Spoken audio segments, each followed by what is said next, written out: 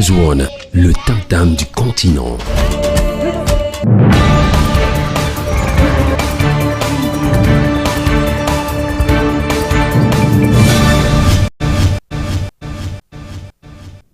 Of December 2025. Good evening, televiewers, and welcome to the 6:30 p.m. news. We are live from Yaoundé, the heart of the nation. As usual, we begin with our top stories. Under the burning sun and with unwearying hearts, 1,748 recruits of the 2025 intake of Cameroon's Rapid Intervention Battalion, the B, have set out on a grueling 400-kilometer endurance march driven by discipline, sacrifice, and an unshakable determination to defend their motherland, whatever the cost. The exercise is unfolding in Marua and Limbe. And also in this edition, from years of prayer and perseverance to the honor of defending or wearing the national colors, Indomitable Lions defender Che Malone has described his first ever African Nations Cup call-up as a realization of a long-time dream, an opportunity he says comes with pride, gratitude, and a renewed commitment to give his all for Cameroon. Those were the top stories of the 6:30 p.m. newscast. The developments of these and more right ahead.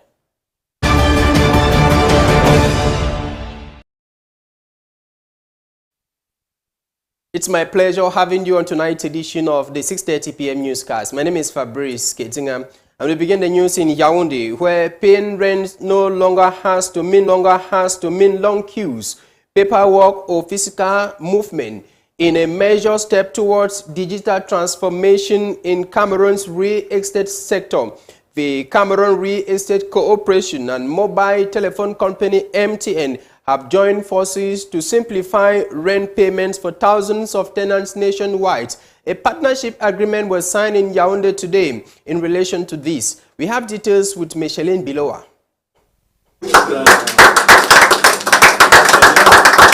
The partnership introduces a cashless solution designed to improve efficiency, transparency, and convenience. The Cameroon Real Estate Corporation and telecommunications company MTN have signed a partnership agreement aimed at digitizing rent payments. Through this convention, tenants of SIG will now be able to pay their rents remotely using SIGPay, a digital payment platform. The agreement was officially signed during a ceremony bringing together the General Manager of SIG, Dr. Amadou Saduna, and Alain-Claude Nono, CEO of MTN Mobile Money Cameroon. Speaking at the event, the General Manager of SIG described the initiative as part of the company's modernization drive to improve service delivery and make transactions easier for tenants. We noticed that with a big interest, we have to secure our revenue collection and to avoid risk of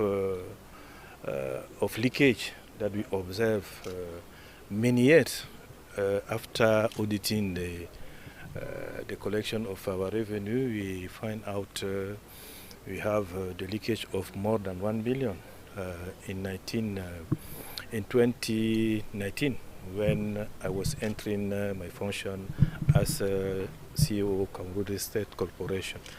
So we have to thank very much the MTN top management who are here today in order to follow up the implementation of this digitalization after we implement in July the ERP of Cameroon State Corporation. For MTN, the partnership reinforces its commitment to expanding digital financial services and supporting institutions in their transition to cashless systems. The CEO of MTN Mobile Money Cameroon highlighted the platform's security, accessibility, and its potential to bring tenants closer to digital solutions.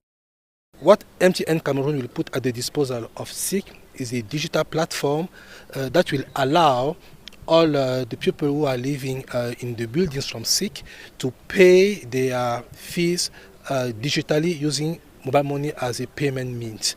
Beyond the payment, they will be able to trace and to have a tracking of all their payments across their life cycle. So we are doing a huge step forward in the digitalization and in the financial inclusion of the population, and we would like to recognize the vision of the CEO of SICK, who has actually put in place a path forward toward that digitalization, and with all the tools and the technology that the MTN has with it, it is a very successful win-win partnership that is starting today. With this innovation, SICK tenants can now settle their rents without traveling, reducing delays and improving payment traceability, while marking another milestone in Cameroon's digital economy journey.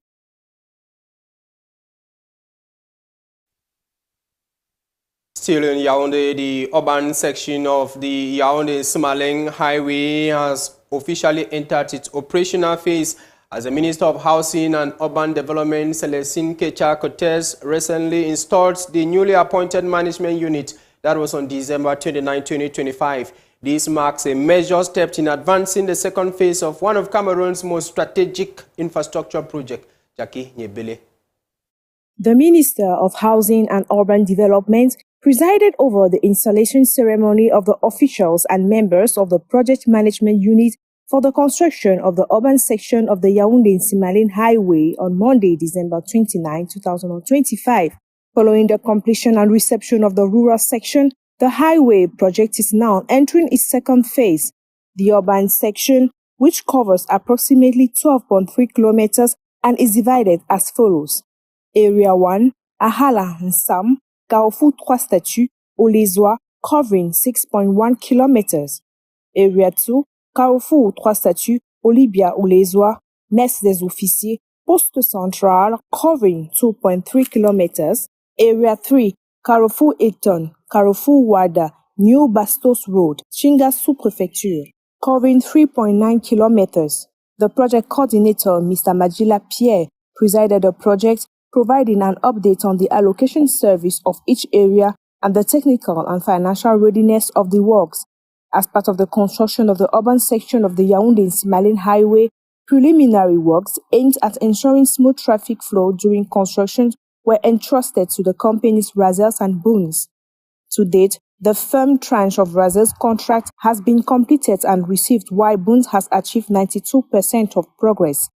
Provisional reception is already anticipated, and the conditional trench works are scheduled for 2026. In her installation remarks, Celestine Kecha-Cortez congratulated the newly appointed team, urging them to demonstrate duty and conscientious work given the significant responsibilities entrusted to them. A full team is now in place with diverse profiles and is responsible for successfully driving forward this major project dear to the head of state.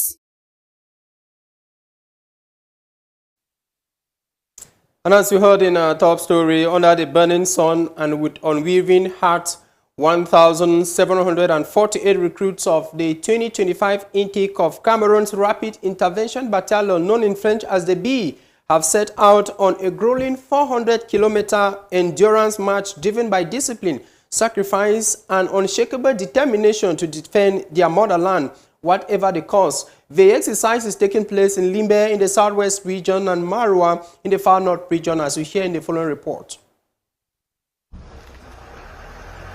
The exercise, which began on December 26, 2025, is taking place simultaneously in two locations across the country. In Marua, 872 recruits are taking part in the march, while 876 others are undergoing the same challenge in Limbe. Supervised by the commander of the B Commando Training Center and in the presence of administrative authorities, the long-distance march is considered one of the most demanding stages in the training of elite forces. Beyond the physical strain, the march is aimed at building mental toughness and strengthening cohesion among the recruits. Military officials say it is designed to instill discipline, solidarity, endurance, and the ability to work as a team under extreme conditions. These qualities, according to the B Command, are essential for effective operations in the face of modern security challenges. Recruits are required to push beyond their limits while supporting one another throughout the journey.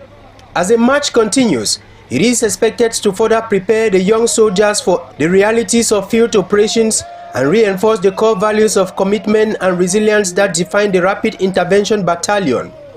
The 400-kilometer march remains a symbolic rite of passage for B recruits, underscoring the demanding nature of service within Cameroon's elite military unit.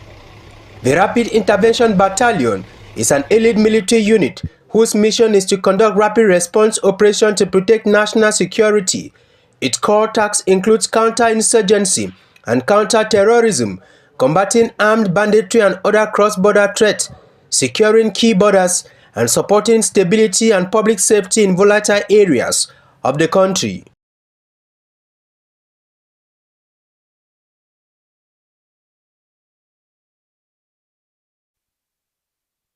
In Bamenda, in Mezam Division, over 2,000 bags of rice and other essential food items have been distributed to internally displaced persons. This is part of government's efforts to support those affected by the ongoing Anglophone crisis. The distribution exercise took place yesterday under the watchful eyes of the Senior Divisional Officer for Mezam, Simon Emimo. Micheline Bilowa with details.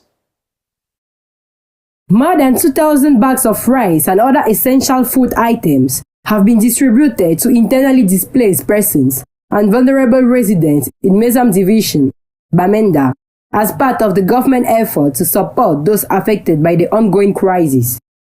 The distribution, supervised by the Senior Divisional Officer, Simon Emile Mo, is part of the government emergency humanitarian assistance plan. Authorities say the initiative aims to alleviate the suffering of displaced and vulnerable residents while ensuring they can celebrate the festive season with dignity. This gift is an act of generosity, communalism, an act of solidarity from the head of state to assist the vulnerable people of the division. The food items, including rice and other essentials, were handed over directly to the beneficiaries in several communities across Mezam. Officials note that such humanitarian interventions are vital to supporting residents who continue to face hardship due to the ongoing crisis in the region. Speaking at the event, the SDO emphasized the importance of community cooperation and vigilance, urging residents to support government efforts to restore peace and stability while fostering solidarity among affected populations. Beneficiaries expressed gratitude for the assistance, noting that the support comes at a crucial time when many families struggle to meet basic needs during the festive period. We are going to continue to distribute the various items to other people tomorrow on Wednesday till the end of the week so that they should be comfortable. Authorities stress that similar initiative will continue with the government commitment to providing humanitarian support and ensuring that displaced and vulnerable populations are not left behind as communities prepare for the new year. The distribution in Mezam Division highlights ongoing government efforts to support those affected by the crisis, providing relief and hope for thousands of residents during the festive seasons. We stay in Mezam Division, where administrative authorities in that part of the country have announced plans to deploy additional security forces at key junctions and in high-risk areas to safeguard population and their property during and after the festive period.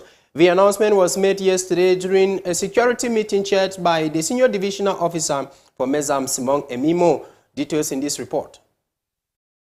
Administrative authorities in Mezam Division in the Northwest region have announced new security measures aimed at protecting the population and their property during and after the festive season. Authorities say additional security forces will be deployed to key junctions and identified high-risk areas across Mezam Division in a bid to curb criminal activities and reassure residents.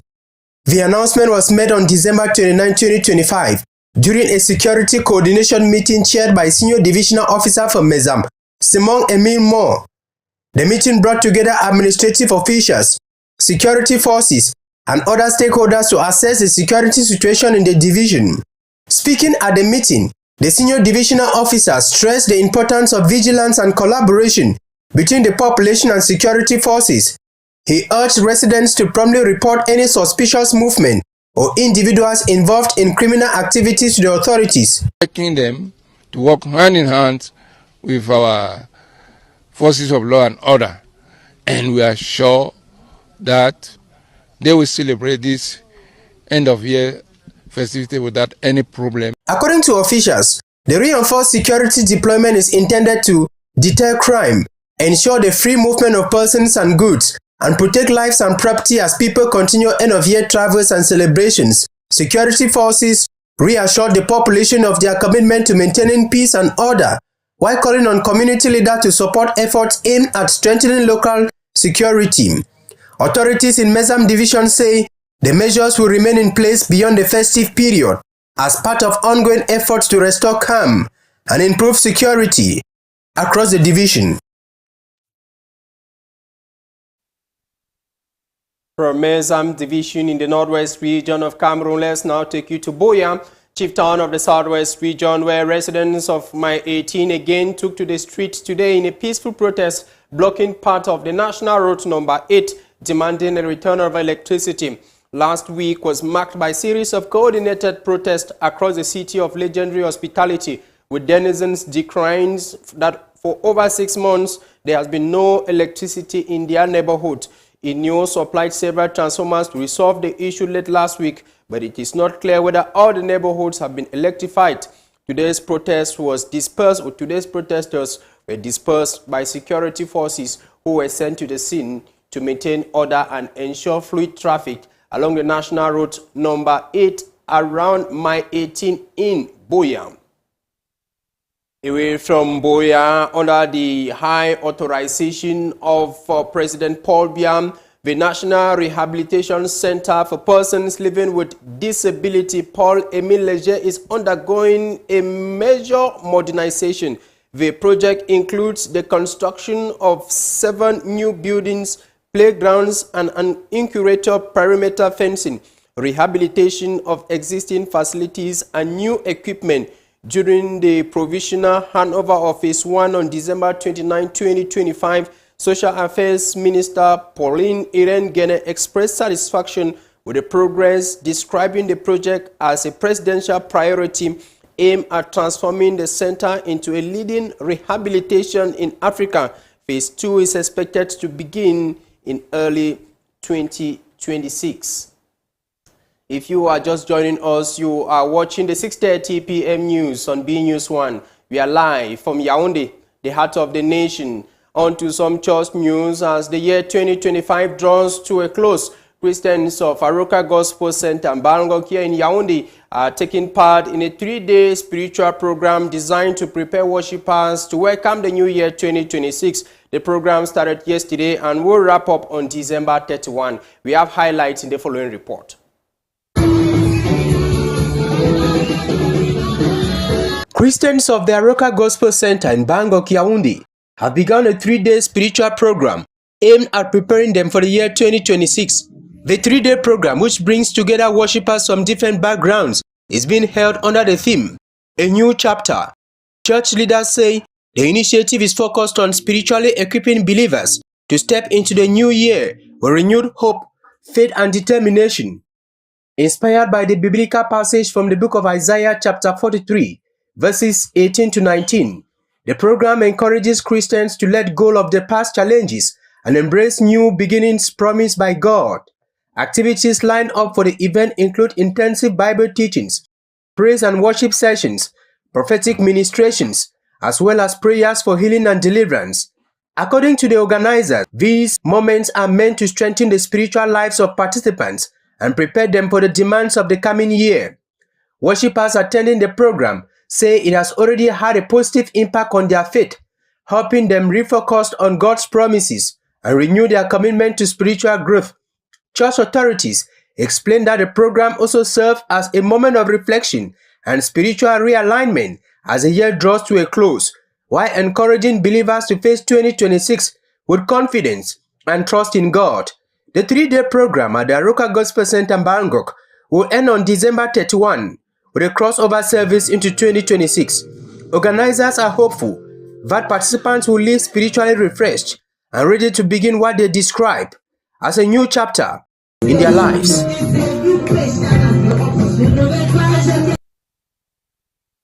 The 3rd edition of the Agro-Pastoral Forum has opened in Ngomejap, that is in Nyong and So Division here in the Central Region of Cameroon. The event was officially launched last Sunday by the Senior Divisional Officer Jules Christian Sadi. in the presence of Constitutional Council President Clemana Tangana and several cabinet ministers. Organized by the Community Development Association, the forum brings together stakeholders from the agricultural and livestock sectors to promote youth entrepreneurship. Activities include exhibitions, high-level discussions on innovation and agriculture. The event is expected to wrap up today, and participants will be handed prizes. Let's now take you out of Cameroon, where the RHDP of Ivory Coast has secured a large victory in the legislative election, strengthening President Alassane Ouattara's hold on parliament. Elsewhere, the United Nations Secretary General Antonio Guterres has warned that the world is entering 2026 amid deepening crisis, citing conflict, climate change, and growing global inequality. We have a compilation of the World News Roundup with you, Micheline Biloa. In Ivory Coast, President Alassane Ouattara's party, the Royal Fufouettis for Democracy and Peace, has won a large majority in legislative elections. The ruling coalition consolidated its dominance of parliament, strengthening the president's grip on power ahead of future political deadlines. Opposition parties have acknowledged defeat but raised concerns over uneven access to state resources during the campaign. Authorities say the vote was peaceful and reflected the will of the people. In Malawi, Mount Mulanje has been officially added to UNESCO's World Heritage List, a major recognition for the country's natural heritage. The mountain, known for its biodiversity and cultural significance, is home to rare plant species and sacred site for local communities.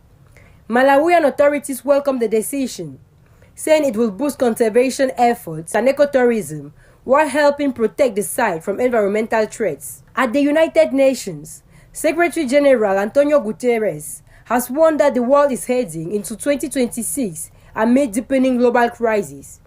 He cited rising conflicts, climate emergencies, grain inequality, and declining international cooperation. Guterres urged world leaders to recommit to multilateralism, warning that failure to act could further destabilize already fragile regions across the globe. In sports football, the indomitable Lions of Cameroon are bracing up ahead of their last Group F game this Wednesday against the Mambas of Mozambique. Cameroon has already secured a knockout ticket at the ongoing Africa Cup of Nations in the North African country of Morocco. They will be looking to finish top of the group. The Lions, we should recall, defeated Gabon by 1-0 in their opening game and played a 1-1 draw with the Elephants of Cote d'Ivoire, earning 4 points. Their last group game comes up tomorrow, December 31. And still in sports, Danny Namaso says he has adapted to the playing style of the indomitable Lions and he is very much comfortable this time around. Danny was speaking today during the pre-match press conference ahead of their game tomorrow. We have an excerpt for you on the 6:30 p.m. news.